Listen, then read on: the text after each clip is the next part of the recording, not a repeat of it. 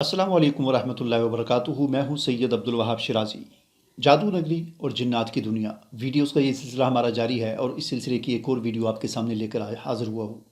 ناظرین، اس سلسلے کی اگر باقی ویڈیوز آپ نے نہیں دیکھی تو ان تمام ویڈیوز کے لنک آپ کو اس ویڈیو کی ڈسکرپشن میں مل جائیں گے، جن پر کلک کر کے آپ تمام ویڈیوز دیکھ سکتے ہیں۔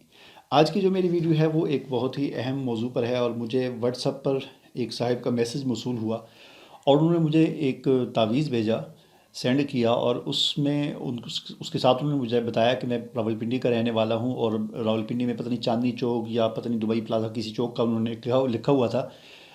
وہاں پر کہتے ہیں اس طرح چوک کے بیچ میں سے میں گزر رہا تھا، تو وہاں چوک کے بیچ میں یہ تعویذ پڑا ہوا تھا، اور میں نے جب غور سے دیکھا تو پھر میں اس کو اٹھانے پر مجبور ہو گیا، اور میں آپ کو سینڈ کر رہا ہوں، ٹھیک ہے۔ اور پھر وہ تعویذ جو انہوں نے مجھے سینڈ کیا، تو اس تعویذ کے بھی سائڈ پہ لکھا ہوا تھا کہ اس تعویذ کو آپ نے اس کو جو ہے اپنے گھر میں اس کو جلانا بھی ہے، اس کا کچھ تعویذ جو ہیں گھر میں جلانے ہیں، اور اس کو جو ہے چوراہے میں پھینک دینا ہے، ٹھیک ہے۔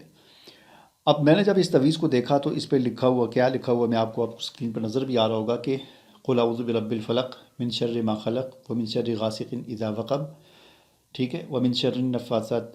فی العقد ومن شر حاسد۔ مطلب وہ جو تعویذ لکھنے کی جو نجومیوں کا جو طریقہ ہوتا ہے،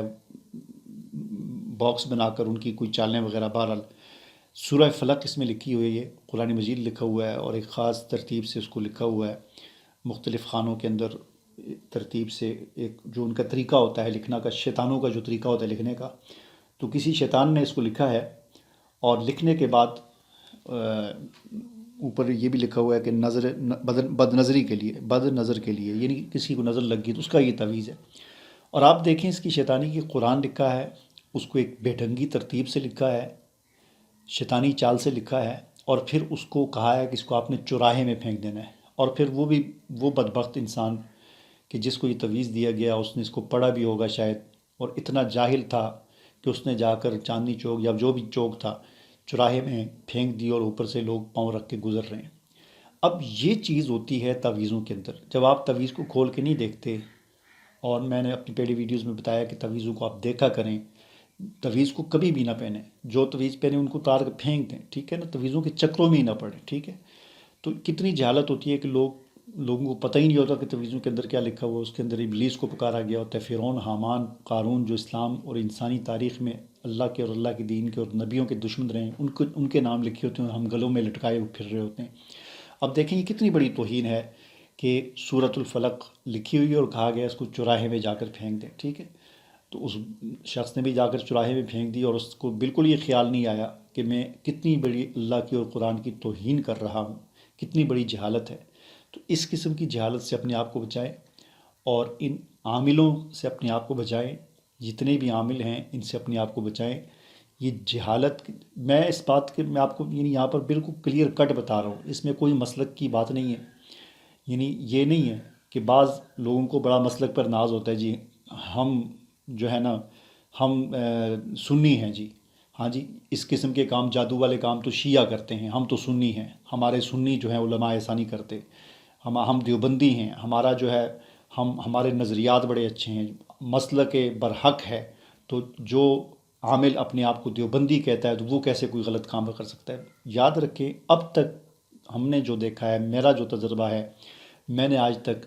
کسی کو، مطلب جتنے بھی ہیں، اکثریت یعنی 99% جو ہے وہ اسی طرح کے ہوتے ہیں، بظاہر وہ شیخ الحدیث بھی ہوں گے، بظاہر وہ بڑی بڑی مسندوں پر بھی بیٹھے ہوں گے، لیکن جس قسم کی وہ عملیات کر رہے ہوتے ہیں،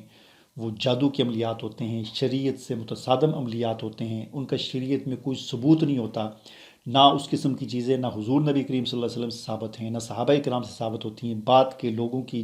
بنائی ہوئی من گھڑت باتیں اور من گھڑت چیزیں ہوتی ہیں، اور یہ چیزیں بڑے بڑے ہمارے مدارس، ان کے اساتذہ،